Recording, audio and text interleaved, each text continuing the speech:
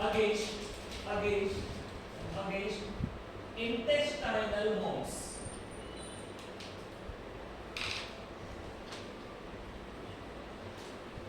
Against intestinal worms. WORMS. Intestinal worms. Use of chicopodium oil by H-Tex against intestinal worms. H-Tex इसे बोलते हैं बेटा?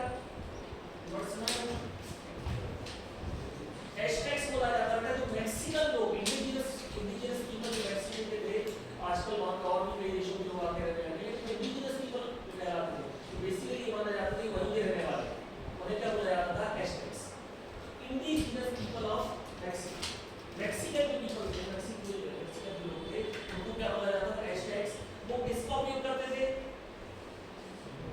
चिलोपोडियम oil का किसका रेट पेट में जो कीड़े पड़ जाते हैं इंटेस्टाइनल वर्म्स होते हैं पेट में जो कीड़े पड़ जाते हैं तो उसका रेट वो इस तरह का देखते बेटा क्या खिला देते थे उसके बाद फीसिस के थ्रू वो निकल जाते थे कीड़े रहते थे निकल जाते थे और ये काफी यूज किया जाता था कि कुछ लोग बोलते कि एक आदमी अच्छा खासा खाना सब कुछ खाना उसके बाद उसकी हेल्थ में सुधार नहीं हो रहा तो समझ रहे कि पेट में कीड़े निकालने का तरीका होता है ऑयल मिला दिया वो निकल जाएगा चिलोपोडियम ऑयल का यूज कौन कर रहा था H-Tex कर रहा था ये धीरे धीरे कुछ एग्जांपल्स यहाँ पे आ रहे हैं इसमें चौथा एग्जांपल आता है use of mercury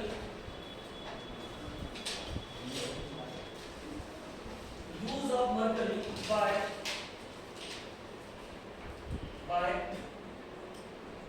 Paracelsus use of mercury by Paracelsus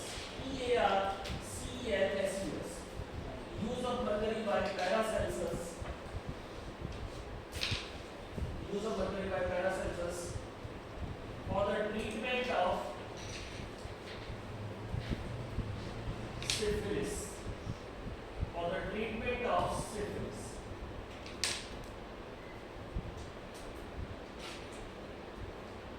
use of mercury by Paracelsus for the treatment of syphilis Paracelsus बेटा इस डॉक्टर का नाम है फिजिशियन का नाम है स्विस फिजिशियन का नाम है Paracelsus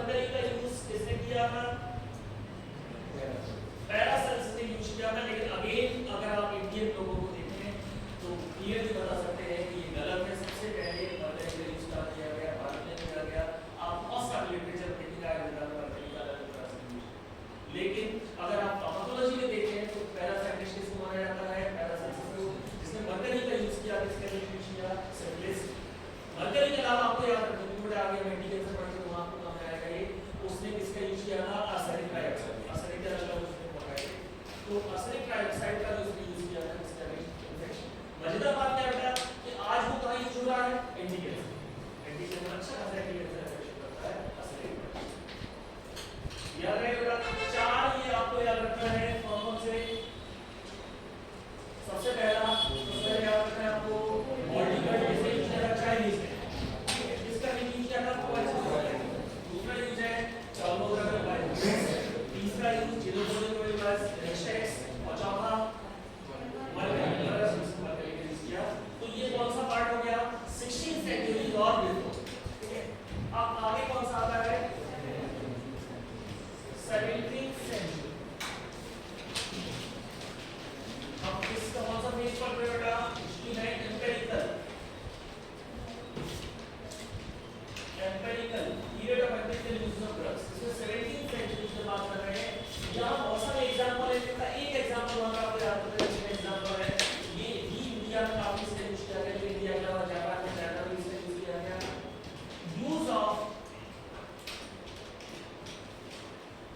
सिंकोना बार,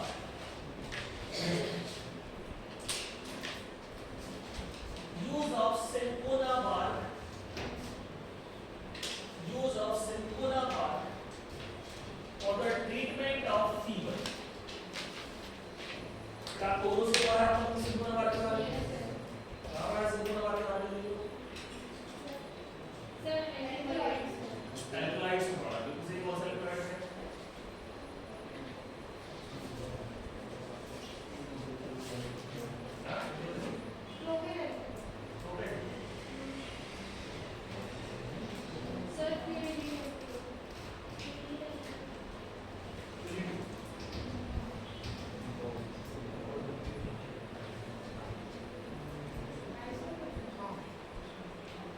सिंकोना का मेन कौन सा है आपका क्विनिन और क्विनिन क्लोरीन एल्कलाइड किसमें है क्लोरीन एल्कलाइड में सिंकोना सिंकोना में क्या पढ़ा बेटा राइट बार का चार बायोलॉजी सोर्स पढ़े होंगे आपने देखो सिंकोना कैलिसा आया अलिशा आया सिंकोना रेडसेनिया सिंकोना ऑफिसियलिस सिंकोना सक्सिलुरा चार है सक्सिलुरा ऑफिसियलिस का जो कंबाइंड फॉर्म है तो हाइब्रिड फॉर्म में कौन सा कहलाता है वो वर्षा मेन केमिकल वर्षन कौन से पढ़े थे क्विनिन क्विनिन सिंकोनिन बेटा क्विनिन बहुत ही फेमस है आप सभी ने सुना है क्विनिन का उपयोग कहां किया जाता है मलेरिया में बेटा उस समय मुझे पता नहीं था मलेरिया उन्हें क्या पता था केवल और फीवर का भी किसका यूज कर रहे थे सिंकोना काढ़ा बना के किसका उपयोग कर रहे थे काढ़े के रूप में और बेटा के पास साइड इफेक्ट काफी ज्यादा इफेक्टिव था सिंकोना वाला का इसका यूज कर रहे थे वो फीवर के लिए ठीक है तो यहां पर एम्पिरिकल यूजेस को आपने एम्पिरिकल यूज ऑफ ड्रग्स यहां लिखते जाओ सबसे पहले क्या देगा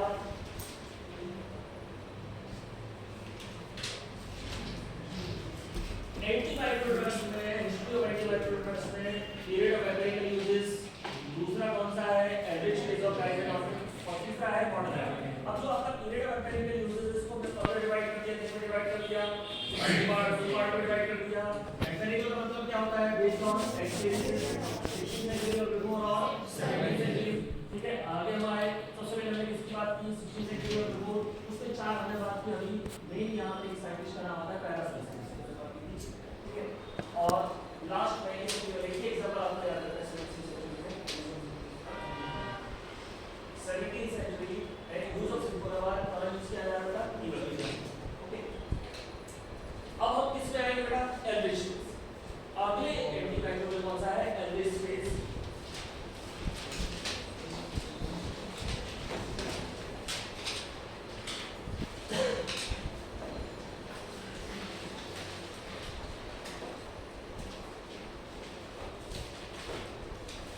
guys and organometallic compounds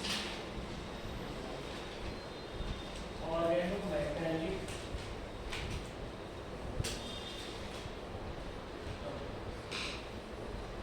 dyes and organometallic compounds Ehrlich phase of dyes and organometallic compounds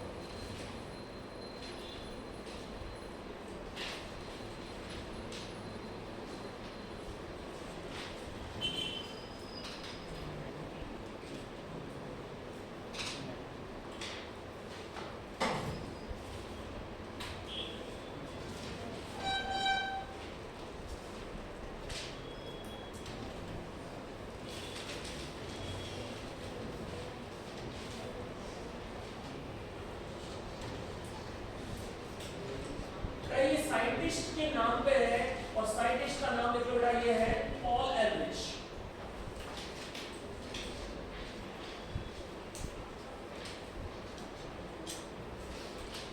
Paul एलरिच का नाम बेटा कई जगह आपको और जानने सुनने को मिलेगा क्योंकि इनका फार्माकोलॉजी में साइंस में बहुत बड़ा योगदान है पॉल एलरिच इनके नाम पे ये फेस पड़ा है और इसको रफली आप बोल सकते हैं कहां से कहां तक बताइए 1890 से लेके 1935 तक इनका ही समय चला 1890 से लेके 1935 1890 से लेके 1935 तक ऑल एवरेज 1890 से 1935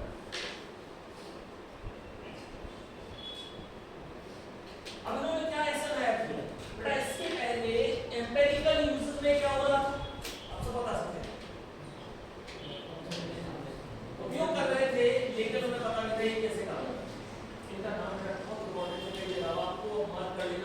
ये कहां का क्वेश्चन बनेगा, ठीक है। Paul Ehrlich ने कुछ नई चीजें लिखी है। He was a microbiologist, microbiology में काम कर रहे थे। माइक्रोबायोलॉजी में क्या किया, अगर आपको बोलने पड़े होगी स्टेरिंग। स्टेरिंग किसके यूज करते थे? स्टेरिंग करने का gram negative gram positive. Steering में किसका यूज करते हो? Colour dice. इसका यूज करते हो कलर डाइस। इनमें बड़ी इंटरेस्टिंग चीज हुई पॉल एरिश। इन्होंने क्या बोला, माइक्रोबायोलॉजी में स्टेरिंग के लिए किसका यूज कर रहे हैं हम? डाइस का। इन्होंने बोला कि अगर कोई डाई का यूज किया जा रहा है स्टेरिंग में, तो वो डाई एक पर्टिकुलर कंसंट्रेशन में उस माइक्रोब को किल भी कर सकती है। ध्यान सुनो बेटा, आप पहचान रहे हो माइक्रोब को किसके थ्रू पहचान रहे हो बेटा? डाई से। अगर आप थोड़ा सा कंसंट्रेशन बढ़ा दो तो वो उस पर्टिकुलर कंसंट्रेशन में माइक्रोब के लिए क्या हो सकती है? टॉक्सिक। ध्यान सुना, अभी कुछ समय बाद गोली आने वाली है। गोली जैसी आती है तो लोग ध्यान बांटना चालू कर देते हैं कि केमिकल इस्तेमाल ना करें, कलर्ड सिंथेटिक केमिकल इस्तेमाल ना करें, इससे दिक्कत होती है। टॉक्सिक, वो कलर्ड जो केमिकल्स हैं वो क्या है? टॉक्सिक, ठीक है, क्लियर है। अब वो जब हमारे लिए टॉक्सिक है, हमारी स्किन को नुकसान पहुंचा रहे हैं, हमें नुकसान पहुंचा रहे हैं, तो इनके लिए भी टॉक्सिक है।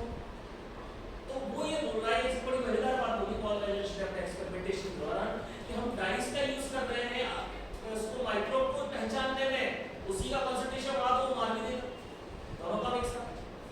एग्जांपल समझना, आपको रात को 12-1 बजे कॉल आता है, रोज की बात हो, कोई कॉल करता है अलग नंबर से, बोलता है गाली वाली के साथ मुझे मार डाल दो।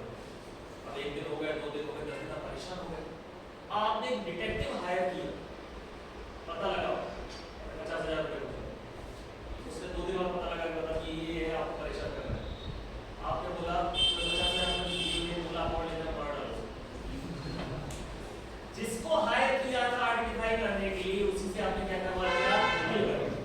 यहाँ पे डाइस का उपयोग कहाँ कर रहे हैं बेटा? स्टेन कर रहे हैं, यूज कर रहे हैं, स्टेन कर बोल रहे हैं कि थोड़ा और कंसंट्रेशन बढ़ा दो, क्या हो जाएगा उसके लिए? टॉक्सिक। मतलब वो जो डाइस है वो कैसा काम करेंगी? जल्दी बोलो, एंटी माइक्रोबियल। कैसा काम करेंगी? एंटी माइक्रोबियल जैसा काम करेंगी। जो लाइन बोली थी बेटा उसने, वो एज इट इज लिख लेना। देखो पॉल एरिश की लाइन बोली थी, if certain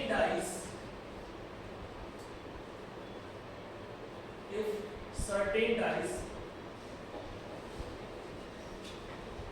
could selectively stain, if certain dyes could selectively stain, if certain dyes could selectively stain microbes, if certain dyes could selectively stain microbes, could also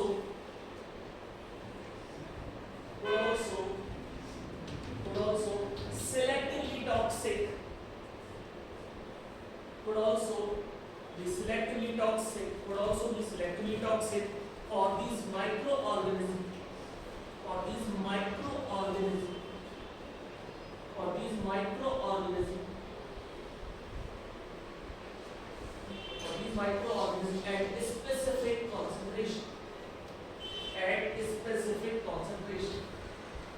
at specific concentration. क्या line लिखी आपने? क्या बोला मैंने? जो die का use कर रहे हो आप इसको पहचानने में, माइक्रोस को पहचानने में, उसी डाई का यूज आप कहां कर सकते हो? माइक्रोबियल यूज कर लेना, आप उसका यूज कर सकते हैं। केवल क्या करना है आपको? कंसंट्रेशन में करना है। कंसंट्रेशन क्या करना है?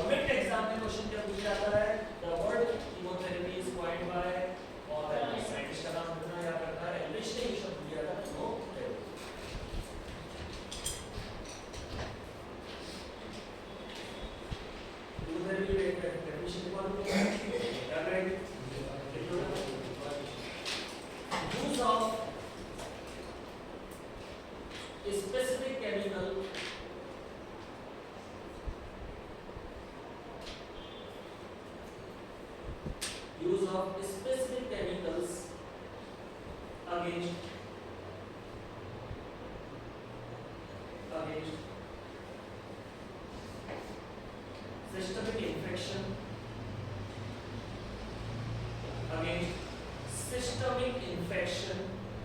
systemic infection, or malignant condition. Systemic infection or malignant condition. Systemic infection or malignant condition. Malignant condition मतलब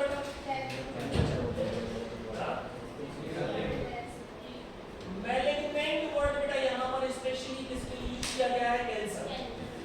इसलिए कीमोथेरेपी कैंसर में भी यूज किया जाता है और नॉर्मल कीमोथेरेपी बेटा, लेकिन इसका इतना मिसयूज हुआ कि जब भी कोई कीमोथेरेपी वर्ड बोलेगा तो लोगों को क्या लगता है? आप गए मार्केट में, आपने एंटीबायोटिक खरीदी और आप अपना ट्रीटमेंट ले रहे हो, किसी को बोला क्या मैं कीमोथेरेपी ले रहा हूँ, आप डर गए क्योंकि कीमोथेरेपी से इसके दिमाग में क्या बैठा हुआ है? कैंसर। क्योंकि कीमोथेरेपी में दोनों आते हैं बेटा, तो कैंसर कीमोथेरेपी की बात करने वाला अलग से पूरा बोलना चाहिए वहां पे किसकी बात कर रहे हैं? Cancer chemotherapy. Normal chemical use कर रहे हैं, उस केमिकल के बारे में, उसके स्ट्रक्चर के बारे में, उसके नेचर के बारे में पहले बार जैसे बताया है, ठीक है। इसके पूरे फेज को क्या बोला गया? इस फेज में एक इंटरेस्टिंग चीज हो गई बेटा, जैसे आप लोगों के बीच में होता है, हम सब लोगों के बीच में होता है, साइंटिस्ट की दुनिया में भी ऐसा होता है। एक जगह जहां सफलता मिलती है हर कोई उसको फॉलो करता है। जैसे किसको सफलता मिली है? एल्ड्रिच को। उसने किसके यूज किया था? उसके बाद वो समकालीन लगभग 40-50 साल तक हर साइंटिस्ट किसका यूज कर रहे हैं? ये वाली डाई यूज करते थे। अरे ये मर गए टेक्निकल, ये मर गए माइक्रो पेपर शॉप, ठीक है। ये वाली डाई यूज करते थे, ये वाले माइक्रो मर गए पेपर शॉप। हर कोई किसका यूज कर रहा था 40-50 साल तक? उसकी बड़ा एरा बहुत बड़ा 1890 से 1935 तक लगभग 45 साल तक रेगुलर वो अलग-अलग डाइस का यूज करते रहे, किसका अगेंस्ट? माइक्रोब्स का अगेंस्ट यूज करते रहे। और सिमिलर जो किसका यूज किया? ऑर्गेनोइड कंपाउंड का। लेकिन डाइस का यूज बहुत ज्यादा बढ़ा, अलग-अलग तरह के डाइस का यूज कर रहे थे। इसमें एल्ड्रिच केस, पूरा फेस को एल्ड्रिच केस बताया है। आगे तो ये काम में आएगा। जो बेसिकली ऑल एल्ड्रिच ने यूज किया था, इसने दो तरह के डाइस यूज की। एक तो इसने यूज की थी ट्राइटन रेड, अपने एक्सपेरिमेंट में शुरुआत में दो तरह की डाई यूज की, ट्राइटन रेड, और दूसरी थी मिथाइलिन ब्लू।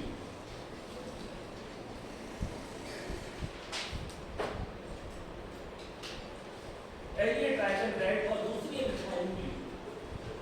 दो डाइस का इसने यूज किया था किसके अगेंस्ट? माइक्रोब्स के। बाद में अलग-अलग डाइस का अलग-अलग लोग यूज करते रहे। आगे इसके बारे में बात करने वाले हैं। Triton red and methylene blue.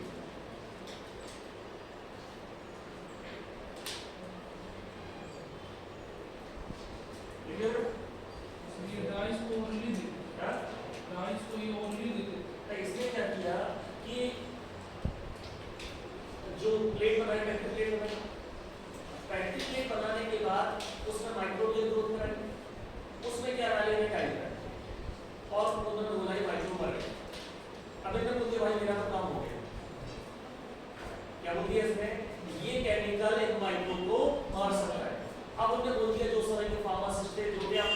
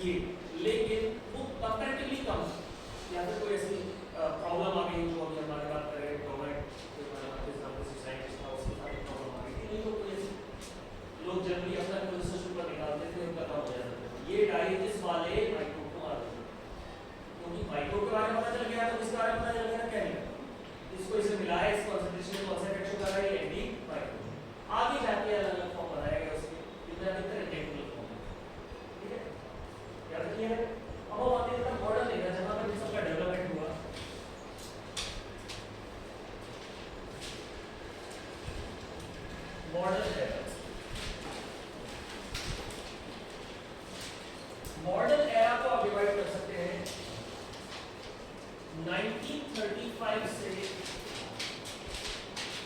Till date, आज तक की जो डेट है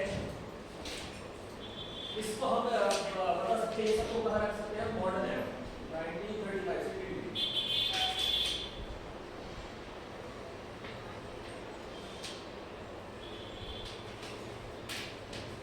यहां पर कुछ साइंटिस्ट के नाम लेंगे। पहला जो हम यहां पर नाम लेंगे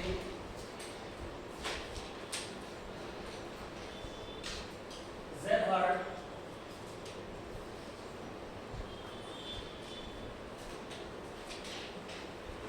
डोमेन। ज़ेरहार्ड डोमेन नाम अंडरलाइन कर लीजिएगा। Domain was the big follower of Aldrich. ये एल्ड्रिच का बहुत बड़ा फॉलोअर था, मतलब एल्ड्रिच जिसके ऊपर काम कर रहा था ये भी क्या करेगा, उसी ऊपर काम करेगा। अब एल्ड्रिच किस ऊपर काम कर रहा था, डाइस, तो इसने भी क्या चुनी, डाइस, अलग अलग तरह के डाइस चुनी और इसका एक ग्रुप था। कोई स्टोरी में आप सब हमारे साथ फॉलो करूंगा, फिलहाल इतना बता दे रहा हूं। Actually he was working on a die, और वो डाई थी ट्रोंटोसिल रेड। ट्रोंटोसिल रेड नाम की डाई है। अब आपको रिलेट करना सीखना है कि क्यों वो डाइस के ऊपर काम कर रहा था, क्योंकि ऑलरेडी डाइस के ऊपर सफलता ले चुकी है। तो ट्रोंटोसिल रेड नाम की डाई के ऊपर वो काम कर रहा था, ठीक है। और ट्रोंटोसिल रेड डाई के ऊपर वो काम कर रहा था, तो उसने देखा कि बहुत जबरदस्त इसका इफेक्ट आ रहा है, एंटीबायोटिक इफेक्ट आ रहा है, ठीक है। लेकिन यहां कुछ उल्टा हुआ। क्या उल्टा हुआ बेटा, जब वो एनिमल के ऊपर उसका इफेक्ट देख रहे थे, जब वो एनिमल के ऊपर उसका इफेक्ट देख रहे थे, तो जैसे उन्होंने माइस की, उसको पहले इन्फेक्शन क्रिएट करवाया, और उसके ऊपर जब वो इफेक्ट देख रहे थे तो इफेक्ट आ रहा था। लेकिन जब वो इनविट्रो इफेक्ट दे रहे थे तो इफेक्ट नहीं आ रहा। इसके पहले उल्टा हो रहा था। क्या हो रहा था, इनविट्रो मतलब हमने एक पेट्री प्लेट की ग्रोथ करवा दी, उसमें क्या डाल दी, डाई डाल दी, इफेक्ट आ रहा। यहाँ उल्टा हो रहा, इनविट्रो ने डाई डाली, कौन सी, ट्रोंटोसिल रेड नाम की डाई, तो इफेक्ट नहीं आ रहा। लेकिन जब इन वाइवो दिया तो इफेक्ट आ रहा। क्या हो रहा,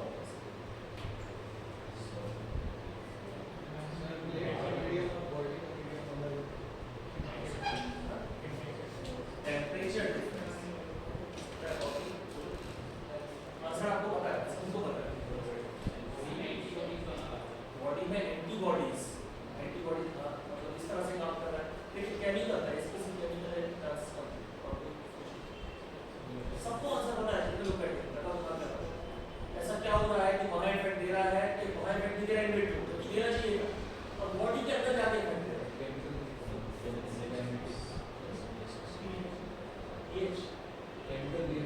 केमिकल रिएक्शन, हाँ सही है, लगाओ वेरी गुड। पहले किस फॉर्म में था वो, इनएक्टिव फॉर्म में, बॉडी के अंदर जाकर किसी ऐसे फॉर्म में कन्वर्ट हो गया जो एक्टिव फॉर्म है। मतलब एक चीज उसे क्लियर हो गई कि ये एक्टिव फॉर्म, ये बॉडी के अंदर जाता है और वहां जाकर काय में कन्वर्ट होता है, ये active form. This is not active form. और जब डोमेन में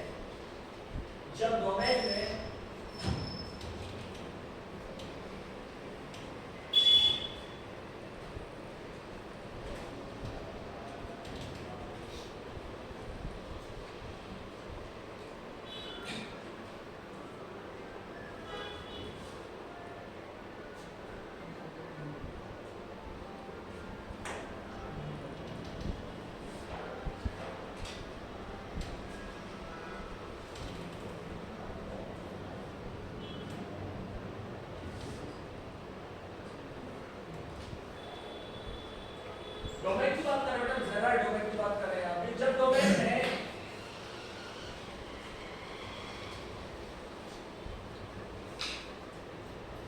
डोमेन में जब इसके स्ट्रक्चर देखा, इसके ऊपर काम करने पड़े तो इसकी डाई है और दूसरी red dye. He was working on Prontosil red dye. उसको क्लियर हो गई कि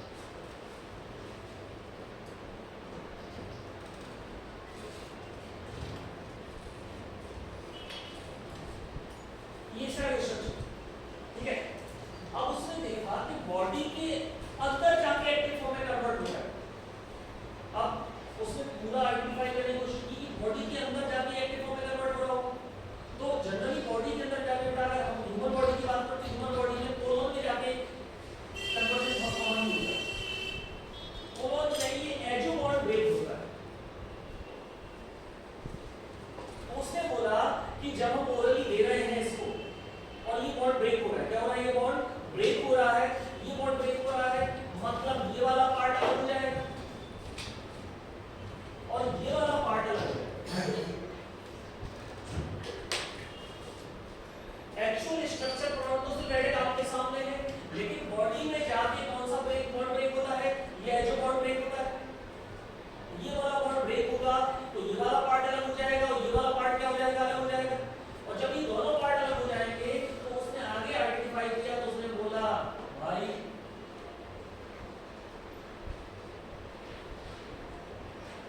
ये काम का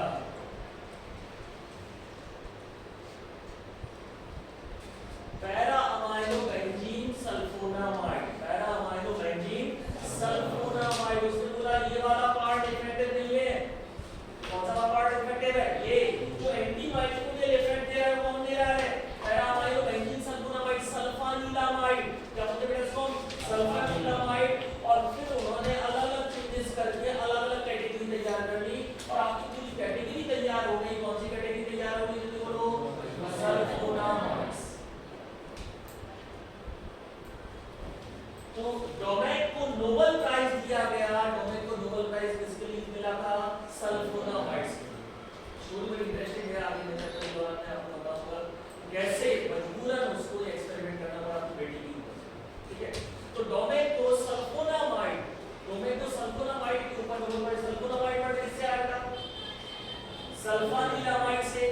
सल्फानिलामाइड जो है, सल्फानिलामाइड कैसे पता चला कि सल्फानिलामाइड एक्टिव है, क्योंकि एक्चुअल स्ट्रक्चर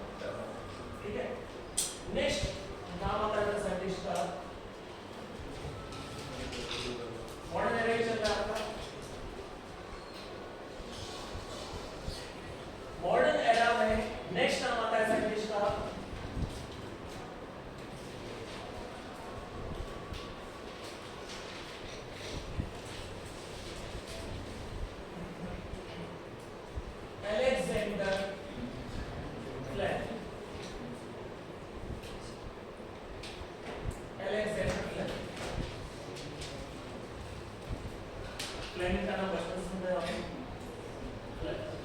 फ्लेमिंग को नोबेल प्राइज किसको दिया गया था? एक इंटरेस्टिंग चीज आपको बताने वाला हूं बेटा, फ्लेमिंग ने जो पेनिसिलिन खोजी थी वो कोई लायक नहीं।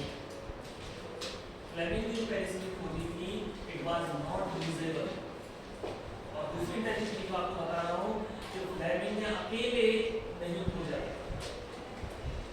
फ्लेमिंग अकेले नहीं खोजा था।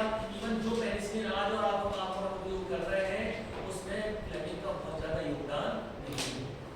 ठीक है, फ्लेमिंग से पहले बेटा मैं जाना चाहूंगा मॉडर्न एरा को विचार किया 1935 उसके बाद, लेकिन इसकी जो न्यू रखी गई थी वो काफी पहले 1877 में साइंटिस्ट का नाम से सुना होगा Lewis pasture.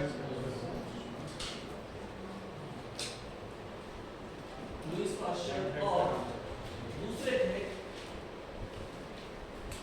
Joules फ्रैंकोस। Lewis pasture का नाम आपसे याद रखना है, नाम लुईस पास्चर।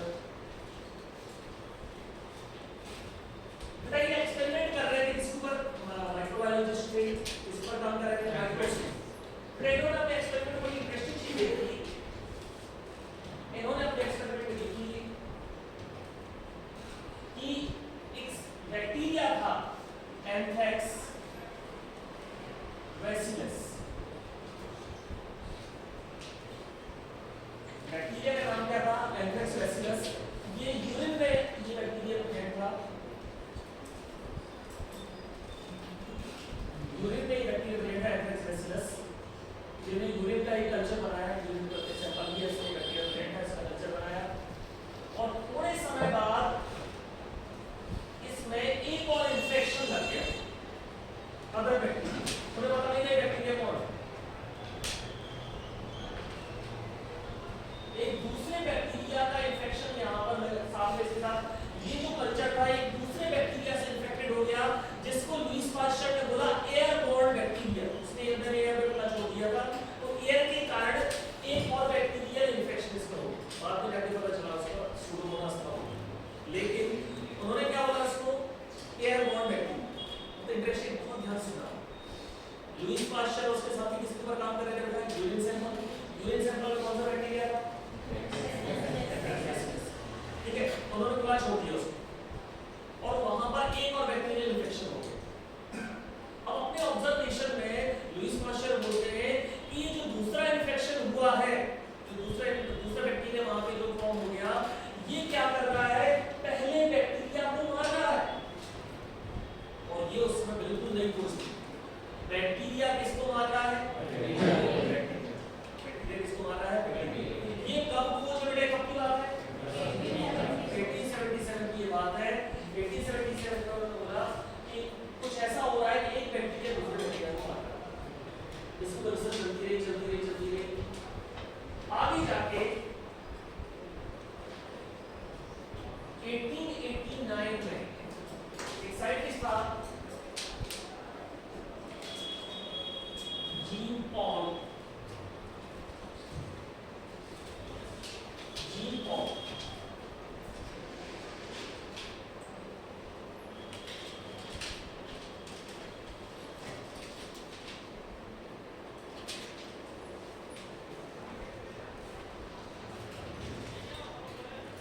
पूरा नाम लिखना है जीन पॉल लैमिन।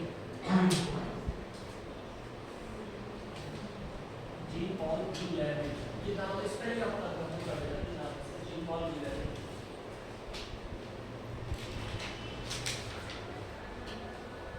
तो ये साइंटिस्ट था बेटा, इसने उस घटना में क्या होता है? एक बैक्टीरिया क्या कर रहा है?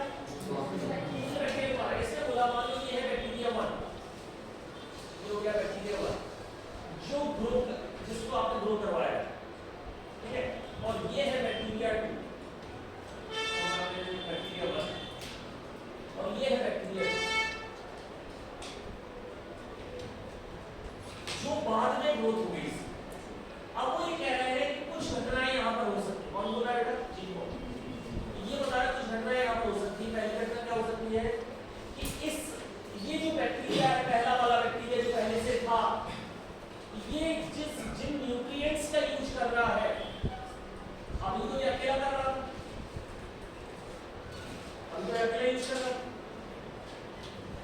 लेकिन जब दूसरा इन्फेक्शन हो गया तो हो सकता है ये भी इनका यूज करने लगे।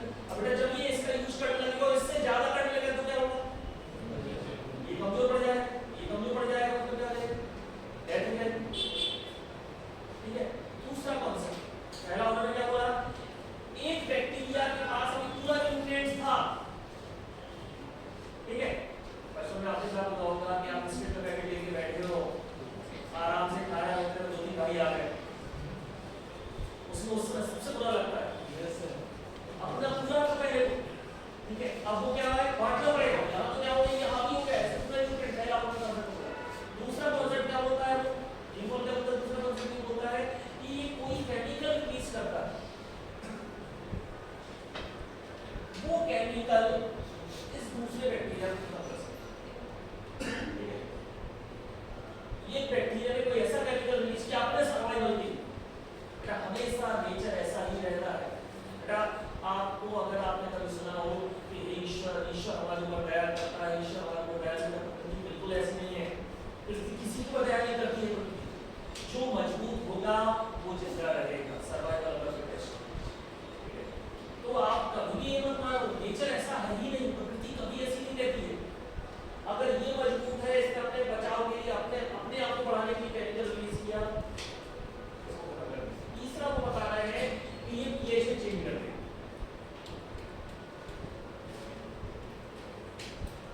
इसमें चेंज कर देगा, पीएच में चेंज कर देगा और उस पीएच में ये वाला बैक्टीरिया सर्वाइव। तीन तरीके क्या होता है बेटा उसमें? पहला न्यूट्रिएंट का आ जाएगा, दूसरा तरीका क्या होता है? केमिकल रिलीज कर दिया, ऐसे केमिकल रिलीज की इससे वो करना होगा। तीसरा पता नहीं था बेटा आप विषय कर रहे हैं, लेकिन अभी इसमें ये कॉन्सेप्ट दे दिया कि ऐसा ऐसा हो गया है।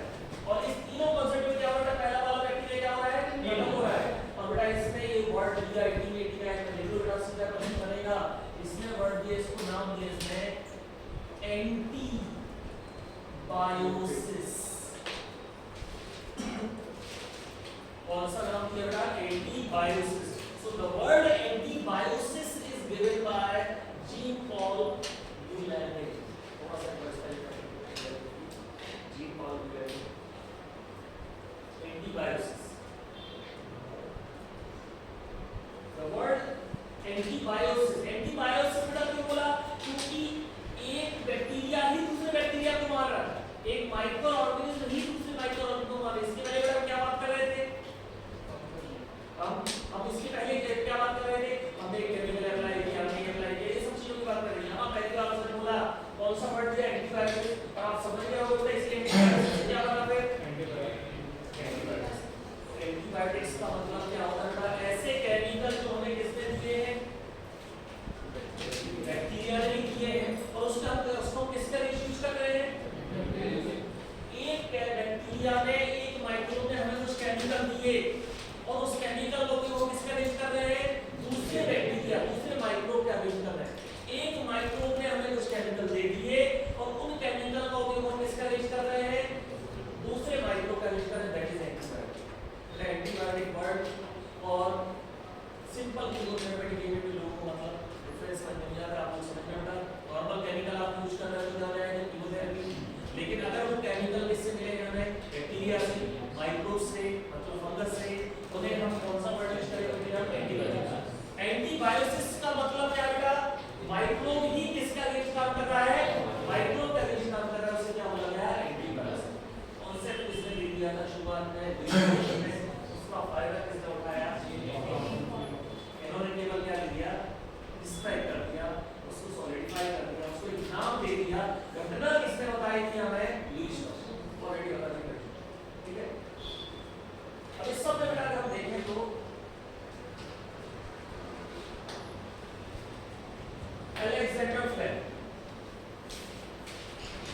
अलेक्जेंडर फ्लेमिंग ने कौन से कांसेप्ट को ध्यान में रखा? अलेक्जेंडर फ्लेमिंग ने एंटीबायोसिस वाले, ठीक है, और वो एक फंगस के ऊपर काम कर रहे थे। फंगस और बेसिकली पेनिसिलियम।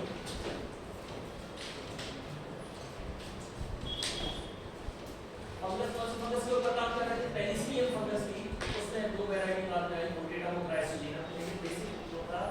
पेनिसिलियम फंगस को बता देते हैं, ठीक है।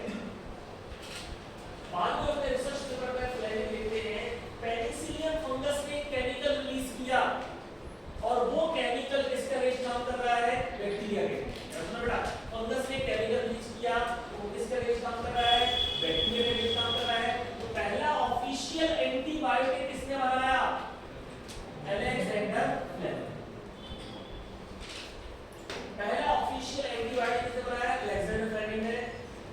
अधिकतर बुक में लिखा है 1928 में ये हुआ, लेकिन आपकी जो बुक है पेपर पार्ट में 1929 दिया है, 28-29 आप याद रखना है, ठीक है।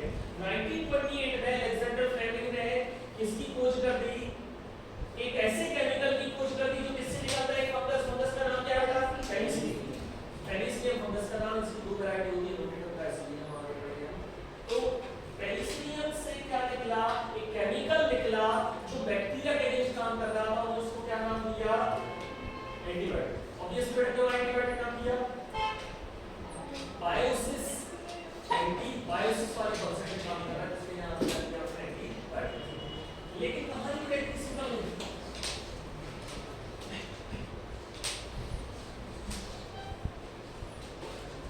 अलेक्जेंडर फ्लेमिंग ने किसकी खोज कर दी, एंटीबायोटिक कौन सा, पेनिसिलिन। अब ये कहां हो गया बेटा, 1928 में हो गया, लेकिन फ्लेमिंग के पास कई सवालों के जवाब नहीं। पहली चीज उन्हें बता नहीं था ये केमिकल कौन सा है, जानकारी नहीं। दूसरा बेटा, फ्लेमिंग ने जो निकाला था पेनिसिलिन, ये 2-3 घंटे से ज्यादा स्टेबल रहता ही नहीं था। मतलब जो इसने पेनिसिलिन निकाला था इट वाज अनस्टेबल, मतलब वो फंगस से निकालेगा, इसको निकालेगा पेनिसिलिन को 2 घंटे में खराब, तो क्या वो उपयोग के लायक, मतलब जो पेनिसिलिन को निकाल रहे हैं वो 2 घंटे 3 घंटे बाद खराब हो गया, now it is not usable. तो मजेदार बात यह है बेटा कि जो फ्लेमिंग ने बनाया ये उपयोग के लायक है, इसका कोई उपयोग नहीं, क्योंकि थोड़े समय में ही डिग्रेड हो जाता था, 1.5 से 2 घंटे में क्या हो जाता था, ये डिग्रेड हो जाता था, खराब हो जाता था, काम के लायक नहीं रहता। और यही कारण बेटा 1928 से लेके 5 साल 6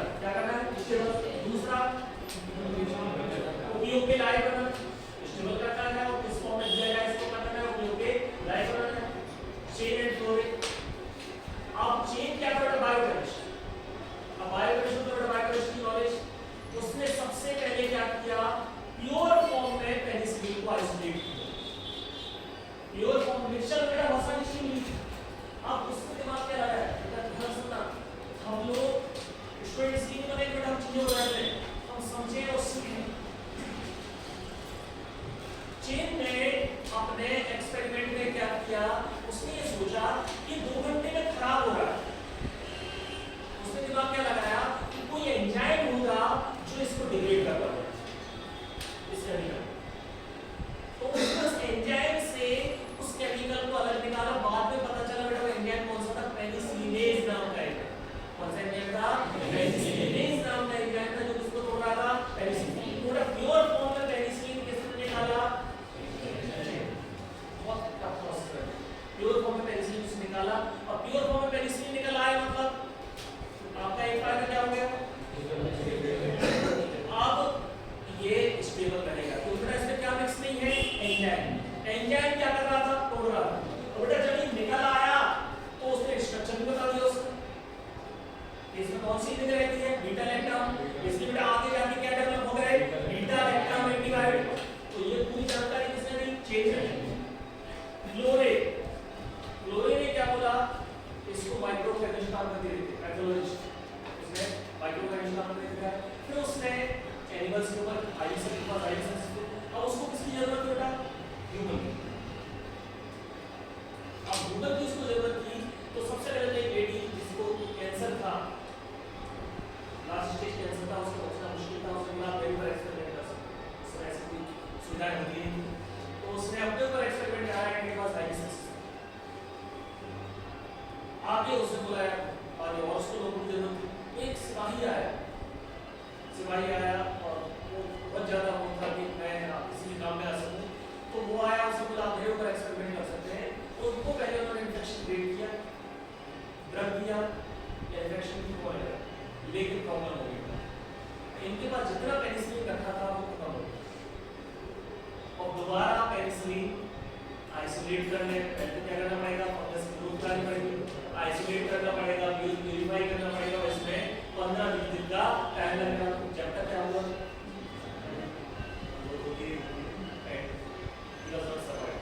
वो उसकी डेथ हो गई, और ये थोड़ा सा तो आगे से इतना स्टॉक में ये पेनिसिलिन रखते थे कि उतना पेनिसिलिन ताकि जिसका उपयोग बराबर कर सके।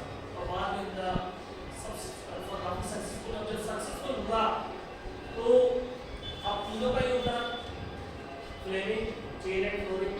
फ्लेमिंग ने तो केवल निकाल के बताया था, लेकिन पूरा काम के लायक इसने बनाया चेन एंड फ्लोरिंग। चेन ने बोला कि पेटेंट करा लेते हैं, फ्लोरिंग ने मना कर दिया, क्योंकि अगर पेटेंट करा लेते तो बहुत महंगा हो जाता, हर कोई इसका उपयोग नहीं कर पाता, और उस समय इन्फेक्शन से बहुत लोग मर रहे थे, बहुत सारे लोग मर रहे थे। लोग ये अड़ गया कि मैं पेटेंट नहीं करूँगा, छोड़ दो, ऊपर में तो सब ऊपर कर दिया सभी के लिए, और उससे से मैं वर्ल्ड वॉर 2 में बहुत लोगों की जान बचाई जा सकती है, बहुत लोग जान बचाई, और उसका बहुत बड़ा योगदान है। उसका काम फ्लोरिंग, चेन बोला था कि आगे हमें और फंडिंग मिलती रहेगी, इसका पेटेंट कराना है पहले क्या है ह्यूमन। और इन तीनों को कलेक्टिवली नोबेल प्राइज दिया गया, किसको? Fleming, Chain and Florey. इसके लिए पेनिसिलिन। बेटा आपको केवल एक नाम याद नहीं रखना है, तीनों नाम याद रखने हैं, इसका फ्लेमिंग, चेन एंड फ्लोरिंग। तीनों ने मिलकर खोज की पेनिसिलिन, अकेले फ्लेमिंग ने नहीं। तीनों को कलेक्टिवली नोबेल प्राइज दिया।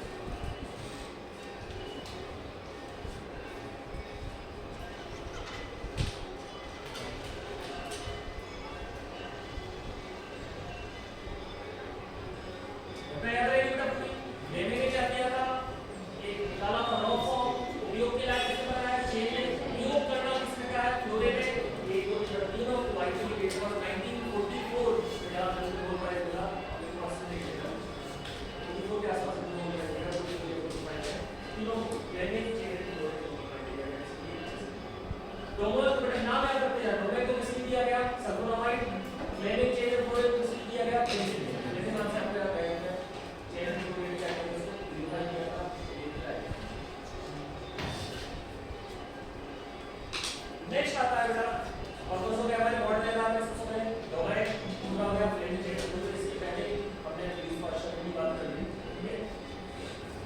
तीसरा नाम आता है बेटा सेल लाइन वैक्स है।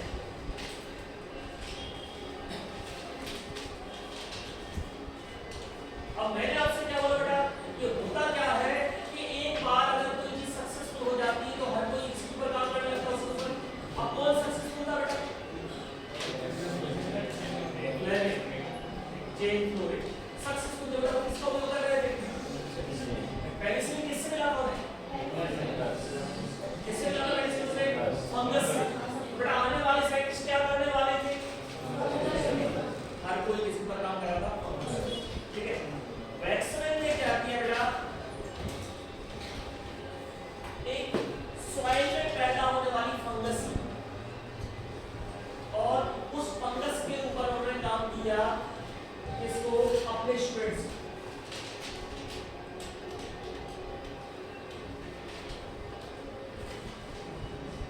बाद में मजेदार बात है बेटा, बाद में पता चला जिसको एक्सपेरिमेंट क्या समझ रहा था fungus, it was bacteria, soil bacteria.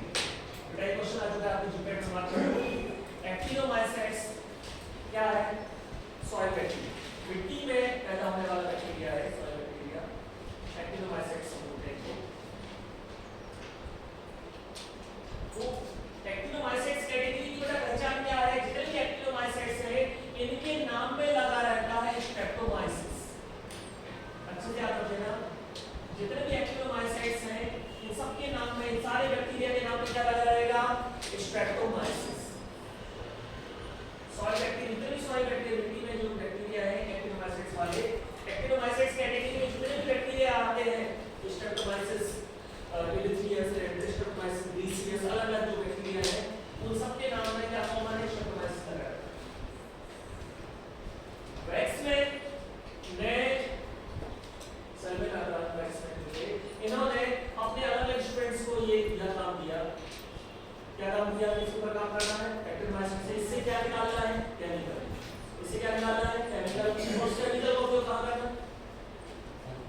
इसका करना है एंटीबायोसिस। कहां करना है बेटा? माइक्रोब। माइक्रोब से जो केमिकल निकला है उसके एक्सपेरिमेंट करना है, माइक्रोब क्या करना है? यूज करना है। काफी सारे बेटा लंबे समय तक उन्होंने एक्सपेरिमेंट किया और फाइनली इनको एक केमिकल मिला। कौन से मिला वो केमिकल? स्ट्रेप्टोमाइसिस ग्रीसियस। स्ट्रेप्टोमाइसिस ग्रीसियस से एक केमिकल मिला जिसको इन्होंने नाम दिया स्ट्रेप्टोमाइसिन। स्ट्रेप्टोमाइसिस ग्रीसियस से एक केमिकल मिला जिसको इन्होंने क्या नाम दिया? स्ट्रेप्टोमाइसिन।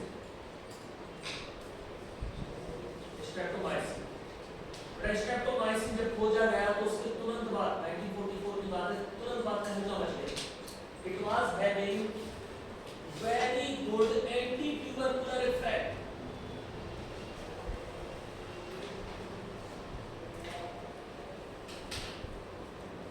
दुनिया भर में करोड़ों लोग मर गए थे ट्यूबरकुलोसिस से। इवन उस समय ट्यूबरकुलोसिस को क्या नाम दिया गया था? White plague. पूरे शहर खत्म हो जाते, तबाह हो जाते। और बेटा ये जो क्वारंटाइन वाला सिस्टम आया है ये उस समय से है, सैनिटोरियम सेंटर बोलते थे। और बड़ी उसमें बेटा एथेटिक चीज ये रहती थी कि किसी छोटे बच्चे को ट्यूबरकुलोसिस हो गया उसको सैनिटोरियम सेंटर में जाके कर दिया। कई बार तो 10-10 साल माता पिता से दूर रहता, और कई बार बिल्कुल माता पिता को ले नहीं दिया जाता, दूर से भी देखने दिया जाता। कई बार ऐसा हो जाता उसकी वजह से माता पिता अपने बच्चे को देख पाए। आपने अगर एक इंटरव्यू देखा हो तो सलीम खान जी का इंटरव्यू है, उसमें उन्होंने अपनी माँ के बारे में बताया कि माँ को हो गया था ट्यूबरकुलोसिस और सलमान खान भी इलाज नहीं था। कहते हुए तो उन्हें पता है कि मेरी माँ को हो गया था, तो हम काफी लंबे समय से नहीं मिल पाए। दूर से मैं देख रहा था अपनी माँ काफी बिल्कुल दर्जा अवस्था में पहुंच गई थी। दूर से देखा मेरा बच्चा है, हाथ मिलाया हमने, लेकिन पास नहीं आ सके। और मैंने देखा बहुत लोग मर रहे थे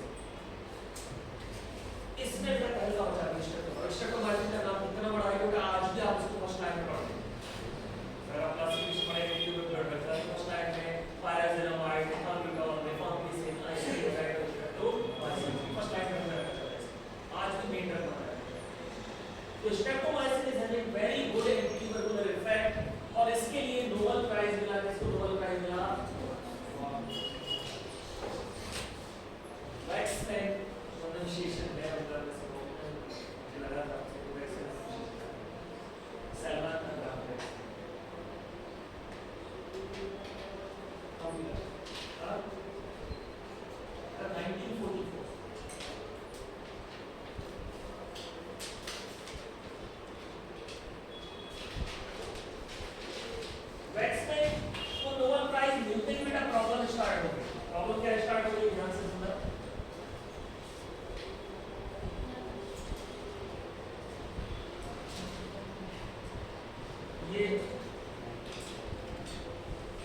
सल्फरपेक्समेन है,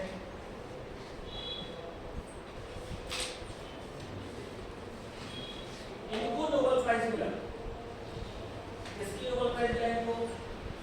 स्ट्रेप्टोमाइसिन के लिए नोबेल प्राइज मिला। बिल्कुल ऑब्वियसली इस बात में क्यों मिला नोबेल प्राइज?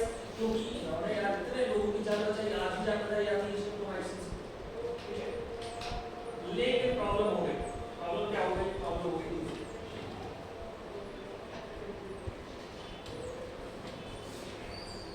एक्चुअली जो स्ट्रेप्टोमाइसिन खोजा था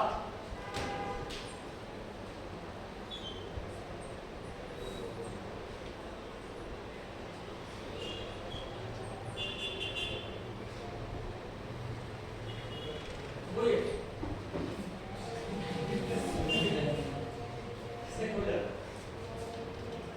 अल्बर्ट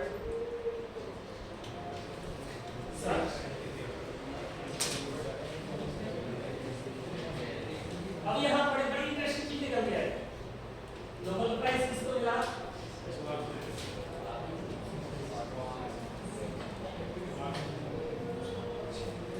और एक्चुअल खोजा किसने था? अल्बर्ट। ठीक है, अब यहाँ इंटरेस्टिंग चीज क्या हो गई कि अल्बर्ट ने बोला कि भैया मुझे क्यों नोबेल प्राइज दे रहे हो? खोजा तो मैंने है, खोजा मैंने है। लेकिन जो वेस्टलैंड थे उन्होंने अल्बर्ट से बोला तुम मेरे स्टूडेंट थे। टॉपिक किसने दिया था? बताया किसने था? मैंने। ठीक है, अब ये ग्रेजुएशन के स्टूडेंट था अल्बर्ट, इनके स्टूडेंट था, इनके अंदर में काम कर रहा था। तो ऑब्वियसली सभी को उन्होंने एक्टिवाइजेशन का एक बड़े ग्रुप का एक्टिवाइजेशन का टॉपिक दिया, लेकिन आइसोलेट किया इस पूरा काम किसने किया? अल्बर्ट। और नोबेल प्राइज इसको दिया गया पैक्समैन को। अब यहाँ प्रॉब्लम हो गई कि उन्होंने मिस कर दिया। उसने अल्बर्ट गुरुजी को उसने मिस कर दिया। गुरुजी का मतलब था, उसका मतलब था अच्छा उसका ईगो क्यों हर्ट हुआ? ठीक है, एक तो उसे नोबेल प्राइज मिला, एक भी रिसर्च पेपर में उसका नाम नहीं दिया। रिसर्च पेपर लिखा तो उसमें किसका नाम दिया? नहीं दिया, अल्बर्ट। लेकिन उससे बड़ा जो मेन ईगो हर्ट होता है, सुनना, अल्बर्ट के साथ में एक लड़की काम कर रही थी, उसका नाम क्या? उसने बोला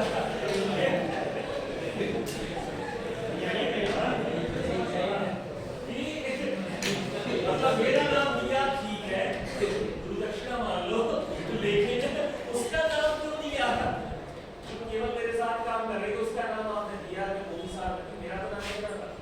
खैर केस चला और कुछ समय बाद कोर्ट के बाहर सेटलमेंट कर लिया गया। समझ लो कि आपने कैसे सेटलमेंट किया? अल्बर्ट को बोला होगा ये रख लो, इतना अमाउंट है।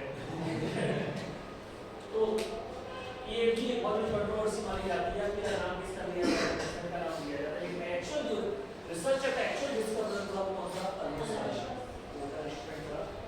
दोनों ने अपने साथ किया, दोनों के दिए का सीखा। उनके साथ क्या था? तो टॉपिक मैंने दिया था, तो मैं प्रोसेस कर रही थी, उधर बोला था लेकिन और फॉलो भी बताई हो जाए इसने कायदे से क्या होना था? दोनों को कोलैबोरेशन हो प्राइस मिलना चाहिए, दोनों का नाम रिसर्च पेपर में होगा। तो स्ट्रेप्टोमाइसिन की खोज के बाद मॉडर्न एरा में क्या हुआ बेटा? हर कोई किसके ऊपर काम करने लगा? स्ट्रेप्टोमाइसिन। यानी क्या बोला, एक बार तो चालू होगा, इनने भी गलती से चालू किया गया, इनने क्या नाम दिया था? उसको क्या है? फंगस। तो फंगस नहीं हो गया था, बैक्टीरिया था। लेकिन अब अगेन फादो किसके ऊपर काम करने लगा? किसके ऊपर काम करने लगा?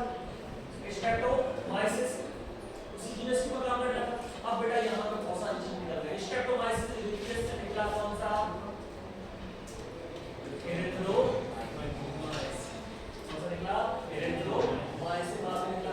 अब एरिथ्रोमाइसिस निकला तो उसके सिंथेटिक फॉर्म तैयार कर दिए गए। एजिथ्रोमाइसिन, एरिथ्रोमाइसिन, ऑक्सीथ्रोमाइसिन, तो आजकल लोग यूज करते हैं। ठीक है, वहां पे पेनिसिलिन के सिंथेटिक फॉर्म तैयार किए होते हैं, एम्पिसिलिन, एमोक्सिसिलिन। उसी कैटेगरी, उसी जैसे नया फंगस ले लिया सेफालोस्पोरियम, उससे क्या निकले? सेफालोस्पोरिस। सेफालोस्पोरिस आजकल ऊपर से सेफालोस्पोरिस का यूज करते हैं, आप लोगों ने यूज किया होगा सेफालोस्पोरिस का। सेफेक्सिन, सेफोरॉक्सिन, सेफ्यूरॉक्सिन, सारे जितने ड्रग हैं, तो ये सारे एरिथ्रोमाइसिन कैटेगरी वाले, सेफलोस्पोरिन कैटेगरी वाले, इसमें एक और आया बाइकोमोलिस पूरा मर्क्यूरिया कैटेगरी का और मर्क्यूरी वाले जो आपके थे उनमें से कुछ पहचान MICI है वो हमारे पढ़ेंगे। एक और आपने सुना होगा फ्रामाइसिन है, सफ्रामाइसिन में जो रहता है वो भी उसी तरह की खोज है। तो अब हर कोई किसके ऊपर काम करने लगा? बैक्टीरिया। शुरुआत में किसके ऊपर काम कर रहे थे? फंगस, फिर इसके ऊपर शिफ्ट हो गए बैक्टीरिया, बाद में फंगस और बैक्टीरिया। लेकिन आज मेजर सोर्स जो एंटीबायोटिक का वो क्या है? बैक्टीरिया।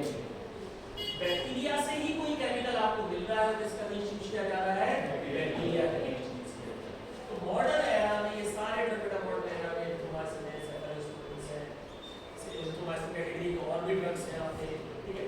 सेफलोस्पोरिन कैटेगरी में बहुत सारे ड्रग हैं आपके। इसके अलावा फ्लोरोक्विनोलोस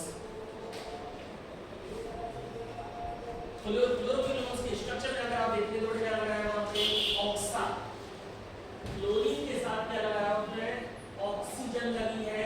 तो इनके नाम में क्या मिलेगा बेटा आपको? फ्लॉक्सासिन। इनके नाम में क्या मिलेगा? फ्लॉक्सासिन, फ्लॉक्सासिन, एंटीफ्लॉक्सासिन, फ्लॉक्सासिन, ये सब चीजें आते हैं और ठीक है। पूरा कंप्लीट हो गया आपका पूर्ण हिस्ट्री ऑफ एंटीबायोटिक। देखो बात एक बार बेटा सन आप देख रहे हो, सन देखने कि आप दूसरा क्वेश्चन दिए गए एक्चुअली कुछ अलग है। सन एक बार इसको नाम वेरीफाई कर लेना।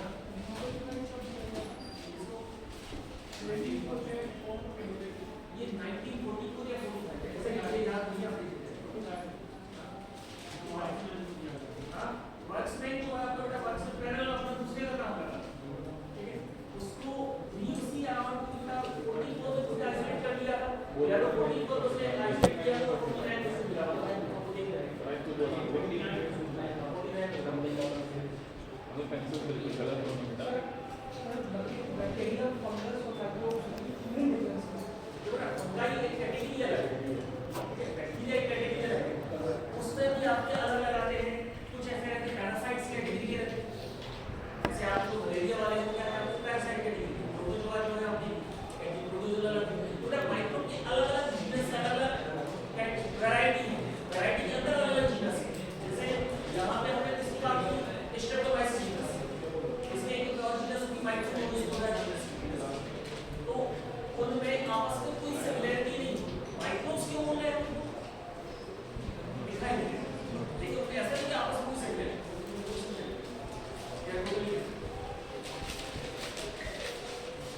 तो तीनों की वर्किंग अलग है, तीनों का वो अलग है। जैसे वायरस को क्या करता है? बॉडी को मारना नहीं चाहता, ये तो बॉडी को खत्म कर रहा है, लेकिन वायरस का भी आप लोगों ने सुना होगा। अच्छा आप लोगों ने एक क्वेश्चन आंसर दो कि आप लोग सुन चलते हो वायरल फीवर चल रहा है, होते हैं डॉक्टर वायरल फीवर चल रहा है। डॉक्टर ने आपसे बोला कि आपको वायरल फीवर है और डॉक्टर ने आपको ड्रग दे दी हो। अब पहली चीज आपके बीइंग अ फार्मासिस्ट आपके दिमाग में आनी चाहिए कि डॉक्टर साहब आप कह रहे हो कि हमें वायरल फीवर है और ड्रग कौन सी दे रहे हो? ओफ्लॉक्सासिन, और ओफ्लॉक्सासिन एंटीबैक्टीरियल। तो वायरल फीवर में एंटीबैक्टीरियल को दे रहे हो।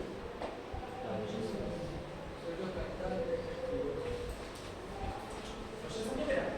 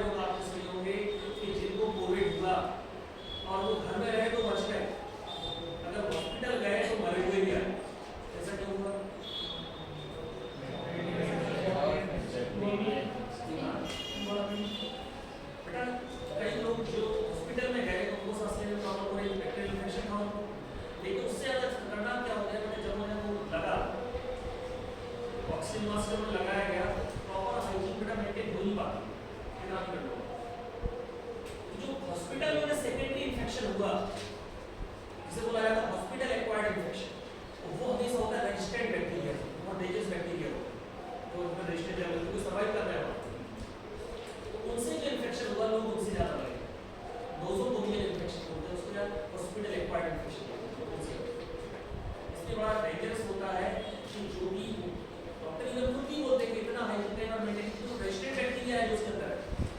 रेजिस्टेंट बैक्टीरिया के एग्जांपल इसको होना समझेंगे रेजिस्टेंट बैक्टीरिया। तो ये रेजिस्टेंट बैक्टीरिया मतलब नॉर्मल ड्रग इसके लिए काम करेंगे नहीं करेंगे, इसलिए आपने देखा उस दौरान और अजूबरी ड्रग देंगे। आपने देखा बेटा कि उस दौरान नॉर्मल सेफालिस्पिन बिल्कुल काम नहीं किया। कौन सा दे रहे थे? डॉक्सीसाइक्लिन। डॉक्सीसाइक्लिन क्यों काम कर रहा है?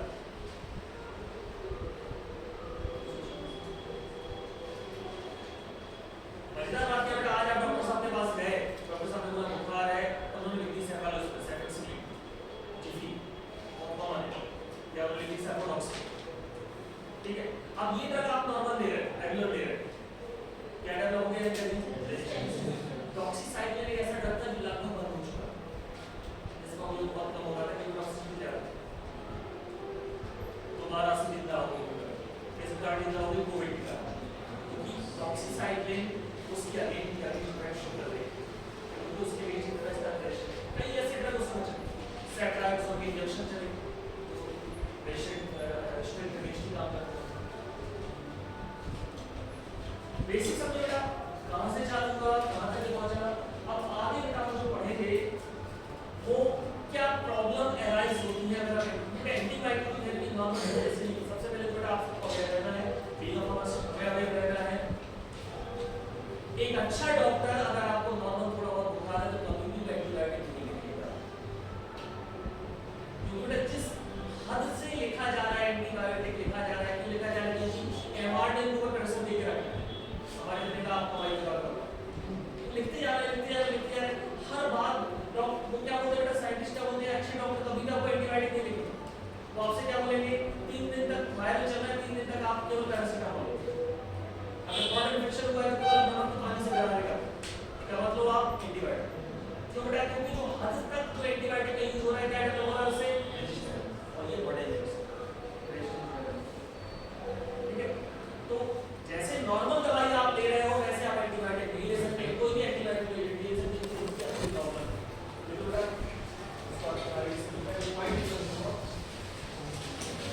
Problems associated with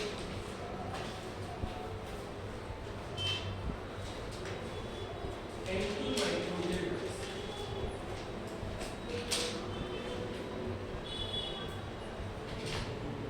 Problems associated with antimicrobial drugs.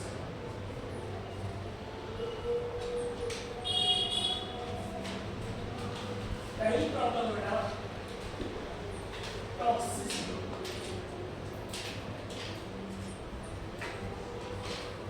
जो मेडिसिन माइक्रो को किल करने के लिए आप दे रहे हो तो क्या बेटा वो नॉर्मल ह्यूमन सेल को नुकसान नहीं पहुंचाएगा?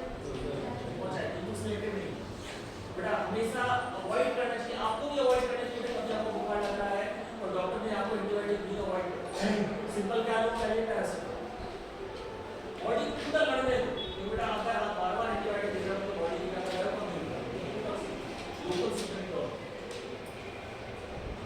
दूसरी प्रॉब्लम है hyper sensitivity reactions.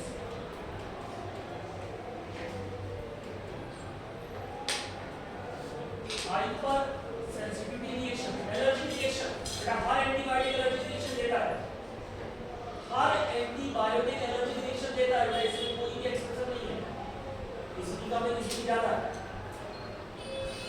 Allergy reaction, hyper sensitivity reaction. तीसरी प्रॉब्लम जिसकी हम बात कर रहे थे ड्रग रेजिस्टेंस। Drug resistance